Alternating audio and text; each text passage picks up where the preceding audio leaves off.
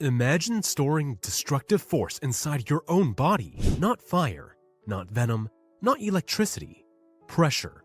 Pure, contained hydraulic force, built up inside a shell, waiting. Now imagine what happens if that containment fails. Not slowly, instantly. Most biological weapons are built to release energy outward. This one stores it inward. And the engineering required to keep that force from tearing the organism apart is more sophisticated than almost anything else in nature. Pokémon number 7 isn't just an aquatic turtle. It's a living hydraulic system. And to understand how something like that could actually work, we need to look at it the way a biologist would study a newly discovered species. Starting with the most important question, could it survive on Earth at all? Pokédex number 7, DexBiology. I'm Professor Dex, and this is DexBiology, where we classify Pokémon as real Earth organisms. Squirtle is Pokédex number 7, 0.5 meters tall, 1 foot 8 inches, 9 kilograms, 19.8 pounds. At first glance, a small aquatic turtle with a tough shell. But the Pokédex doesn't describe a turtle. It says, it sprays a potent foam from its mouth. That one line changes everything. Because foam isn't water. Foam is pressurized water. Aerated, forced, directed. This isn't defense. This is the first signal of a precision internal pressure network. And to understand how that network works, we have to start with the body it lives inside. Squirtle's base body is remarkably believable. Strong limbs built for both swimming and retraction. Low center of gravity for stability. Skin adapted for sustained aquatic life. Classic traits of real aquatic turtles. But the shell isn't just armor, it's a pressure vessel. The structure is thick enough to contain internal force, curved to distribute stress evenly, and critically, connected to whatever internal chambers generate that pressurized foam. Every part of the anatomy feeds the system. The musculature is built for compression, not just movement. The body mass is lower than you'd expect, keeping Squirtle light enough to be mobile, but dense enough to absorb recoil. This is an organism where form and function aren't just aligned, they're inseparable. Most biological weapons release energy the moment it's generated. Fire ignites, venom injects, electricity discharges. Squirtle does something far more sophisticated. It stores energy first. Water is drawn in and compressed, likely into specialized chambers inside or connected to the shell. Pressure builds. The organism holds it. Then, on demand, it releases. Controlled direction, controlled force, controlled shape. No wasted energy at rest. Explosive output only when needed. On paper, this is one of the most efficient biological systems we've analyzed. But efficiency comes with a cost, because pressure doesn't want to stay contained. Every moment the system is loaded, the body is under stress. The chambers must be perfectly sealed. The release mechanism must be perfectly timed. If the seal weakens, the pressure doesn't leak. It ruptures. And at that point, the organism isn't just weakened, it's destroyed by its own system. Does anything like this exist in nature? Yes, and one animal comes remarkably close. The archerfish. Archerfish hunt by firing precisely aimed jets of water from their mouths, knocking insects off leaves above the surface. But they don't just shoot. They calculate refraction at the air-water interface. They adjust for distance, gravity, even wind.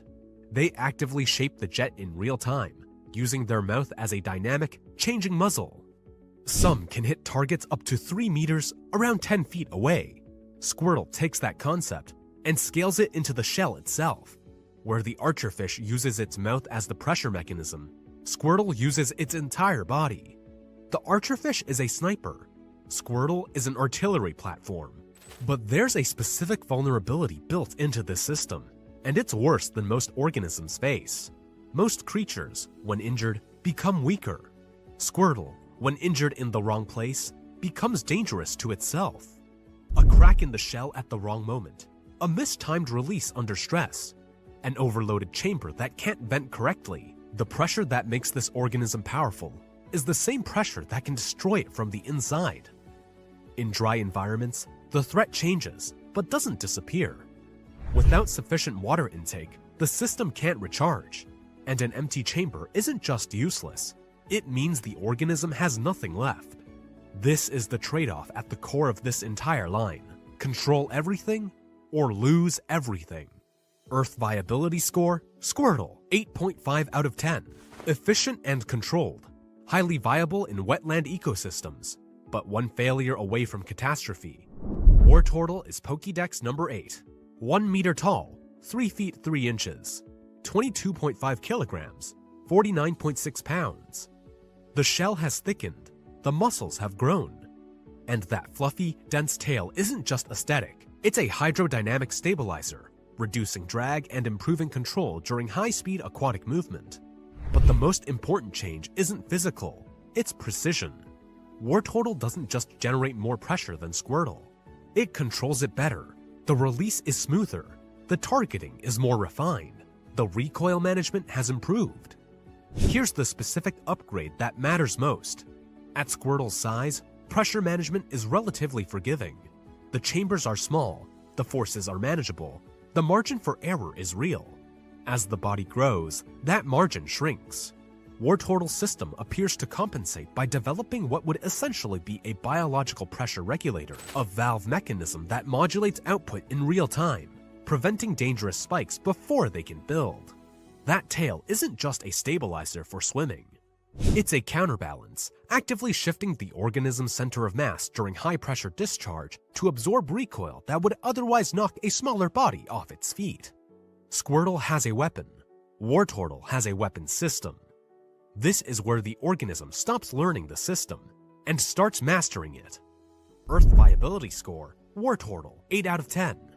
Strong and refined, but the demands are growing. Blastoise is Pokédex number 9. 1.6 meters tall, 5 feet 3 inches, 85.5 kilograms, 188.5 pounds. The Pokédex is direct. The jets of water it spouts from the rocket cannons on its shell can punch through thick steel. Let that land for a moment. Steel. To put that in context, industrial water jet cutters, the machines used to slice through steel plates in manufacturing, operate at around 60,000 psi. For Blastoise to match its own Pokédex entry, its internal pressure system would need to rival that. Inside a living organism. At this stage, the shell hasn't just grown, it's been reshaped around twin external cannon chambers. The entire body mass has increased specifically to manage recoil.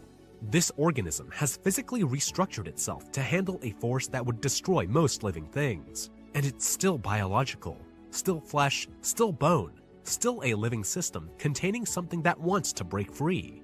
At this scale, a structural failure isn't a wound, it's a detonation. If even one cannon chamber fails mid-discharge, the pressure doesn't exit the muzzle, it exits through the organism. Blastoise isn't just a creature with cannons, it's a creature built around the constant threat of its own destruction. Earth viability score, Blastoise, 6.5 out of 10. Extraordinary power, but pushing biological limits dangerously. One structural failure ends everything. When we look at this entire line, a single pattern emerges. Every stage is a negotiation between power and control. Squirtle stores force carefully. Wartortle refines that control. Blastoise amplifies the force until the control itself becomes the challenge. Where Charmander burns energy constantly, Squirtle stores it. Where Caterpie rebuilds itself entirely, Squirtle remains the same organism, just more dangerous. This line isn't about transformation, it's about discipline. The discipline to contain something destructive, to shape it, to release it only when and exactly where you choose. That is a rare biological strategy. And on Earth, the organisms that master it tend to be some of the most effective hunters alive. So, could the Squirtle line survive on Earth? Let's score them. Squirtle, 8.5 out of 10. Efficient and controlled, highly viable in wetland ecosystems. Wartortle, 8 out of 10. Refined and stronger, but demands are scaling with the body. Blastoise, 6.5 out of 10. Extraordinary power, but pushing biological limits dangerously. Overall line, 7.5 out of 10. Precision-based mastery, rare, effective, and inherently risky. Squirtle starts surprisingly viable. Wartortle remains strong. Blastoise stretches the concept until it's almost something else entirely. But taken together, this line represents something genuinely rare in biology, a creature that treats stored energy as a weapon and builds its entire existence around the discipline of not letting go. If this kind of breakdown is what you came here for, subscribe, because we're going through the entire Pokédex, and every line has a system like this, some stranger, some more dangerous, all of them real, in ways you wouldn't expect. But stored force isn't the strangest survival strategy in the Pokédex. Some organisms don't store energy. They don't weaponize it. They destroy themselves to build something better, completely, deliberately, from the inside out. Next episode, Pokémon number 10, an organism that dissolves almost everything it is, to become something it's never been. And what happens inside that cocoon is more disturbing and more extraordinary than you'd expect. And I want to hear your take. What would you rate Squirtle's Earth viability?